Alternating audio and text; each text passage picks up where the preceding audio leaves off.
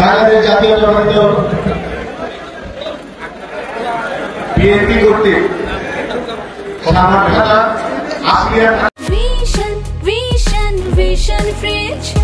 খাবার রাখে সতেজ, ডিজাইনও বেশ বেশ, বেশি বিদ্যুৎ বিলের টেনশনে শেষ। 100% কপার কন্ডেন্সারে তৈরি ভিশন ফ্রিজ।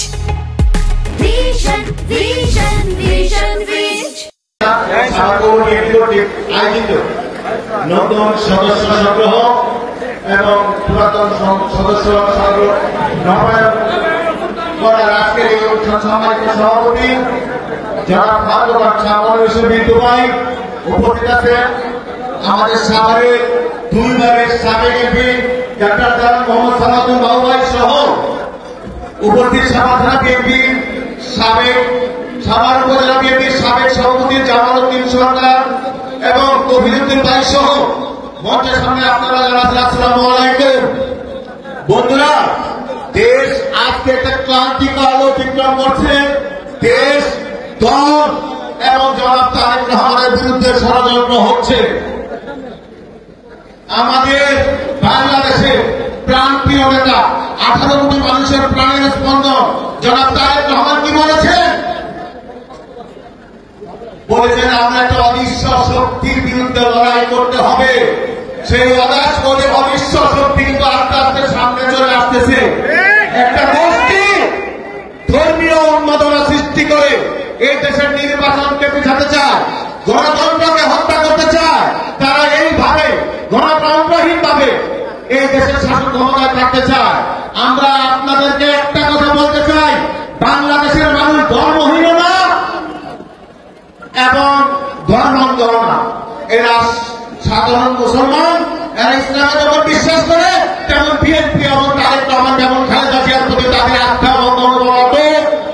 আপনার যতই ষড়যন্ত্র করে বিএনপিকে কখনো দমিয়ে রাখা যাবে না, দাবিয়ে রাখা যাবে না ইনশাআল্লাহ। এই সাভারের সকল বিএনপি নেতৃত্বের প্রতি আমি একটা কথা বলবো, ভাইরা এখন কোন বিরোধ করার সময় না, এখন ঐক্যবদ্ধ হওয়ার সময়। ঐক্যবদ্ধ হতে না পারলে আবার আমরা আরেকটা ফ্যাসিস্টের কাছে পড়ে যেতে পারি।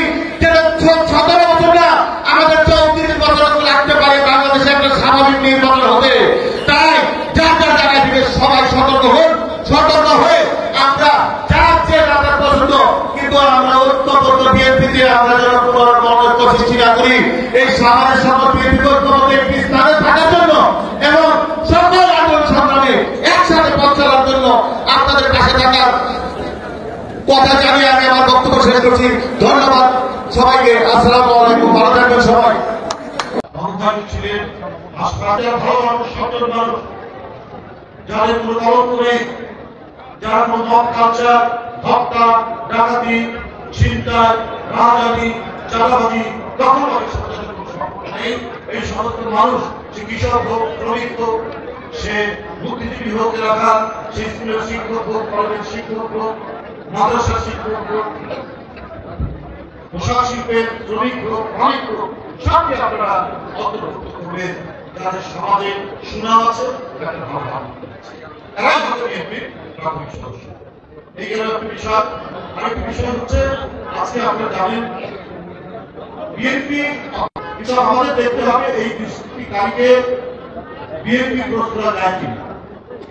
বিএনপি যদি প্রশ্রয় না দেয়, একটি পরিবার, সেই পরিবারটি একটি এলাকার উত্তম পরিবার, যে পরিবারে তার 4-5টি ছেলে আছে, সবাই একটা দুষ্ট, একটা ভালোবাসার সম্পর্কিত, কিন্তু পরিবারের অভিভাবক সেই ছেলেটিকে শাস্তির আওতায় নিয়ে গেছে। ওই পরিবারটি উত্তম। আর যদি কোন পরিবার ওই ছেলেকে আশ্রয় দেয়, তাহলে বুঝতে হবে এই পরিবারটি হচ্ছে সমাজ বিরোধী।